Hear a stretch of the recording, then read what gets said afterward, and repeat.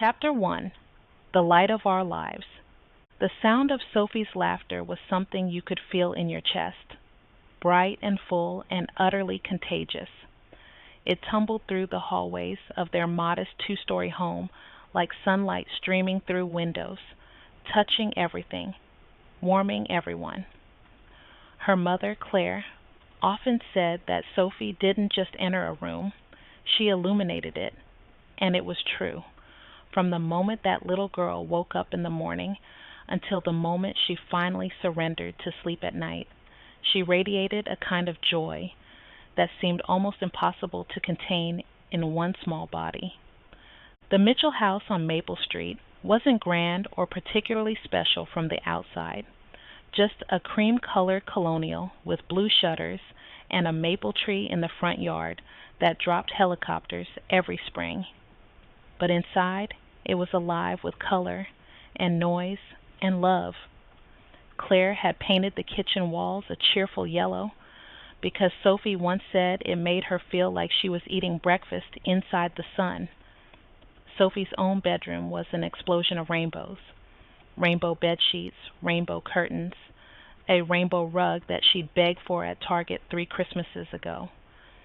Her father, David, had hung glow-in-the-dark stars across her ceiling in the shape of constellations he looked up online, and Sophie would lie on her back at night, tracing them with her finger, making up her own stories about the patterns she saw.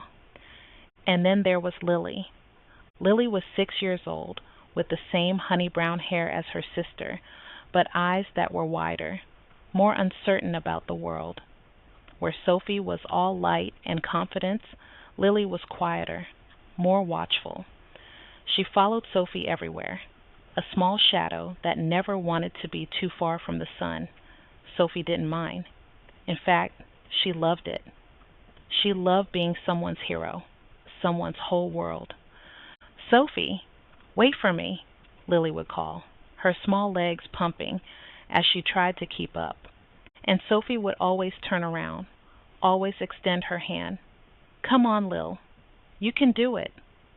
That was who Sophie was, the one who waited, the one who believed you could do anything if someone just believed in you first. Friday nights were sacred in the Mitchell household. No matter what else was happening in their busy lives, David's work at the accounting firm, Claire's part-time job at the library, Sophie's soccer practice, Lily's dance class, Friday nights belonged to the family. After dinner, they would push the furniture in the living room to the edges, pull out the board games from the hall closet, and play until someone's belly hurt from laughing. Tonight it was Monopoly. "I'm going to bankrupt all of you," Sophie announced, shuffling the play money with the seriousness of a Las Vegas dealer. She sat cross-legged on the floor in her favorite purple pajamas, the ones with little stars all over them. Her hair, thick and wavy, was pulled into a messy ponytail that had mostly given up on itself hours ago. "Oh, you think so?" David said, raising an eyebrow. He was stretched out on his stomach, propped up on his elbows, his reading glasses sliding down his nose. "I seem to remember bankrupting you last week." "That was Clue," Sophie corrected him, rolling her eyes dramatically. "Totally different game, Dad. Totally different skill set." "Skill set," David repeated, grinning at Claire. "Did you hear that? Our 10-year-old daughter just said skill set." Claire laughed, settling onto the couch with a cup of tea cradled in her hands. "She's been reading those business books you leave lying around." "I like learning how money works," Sophie said matter-of-factly. "When I grow up, I'm going to have my own business. I'm going to sell rainbow art. People will pay so much money for rainbow art." Lily, sitting beside Sophie, nodded solemnly. "Sophie's art is the best." Sophie reached over and ruffled her little sister's hair. "Thanks, Lil. You can be my assistant. I'll pay you in ice cream." "Deal," Lily said, and they shook on it, pinky fingers hooked together in a sacred vow. The game went on for over an hour. Sophie bought Park Place and Boardwalk, true to form, and decorated them with hotels as quickly as she could. David landed on Boardwalk twice and groaned theatrically both times, handing over fistfuls of colorful bills, while Sophie cackled with delight. "You're a ruthless businesswoman," he told her, shaking his head. "Thank you," Sophie said, beaming. When Lily's turn came, she moved her little top hat piece carefully around the board, counting each space out loud. Sophie leaned close, whispering strategies in her ear, and Lily listened with the reverence of a student being taught by a master. It didn't matter that Lily had no real chance of winning. Sophie made her feel like she did. That was Sophie's gift.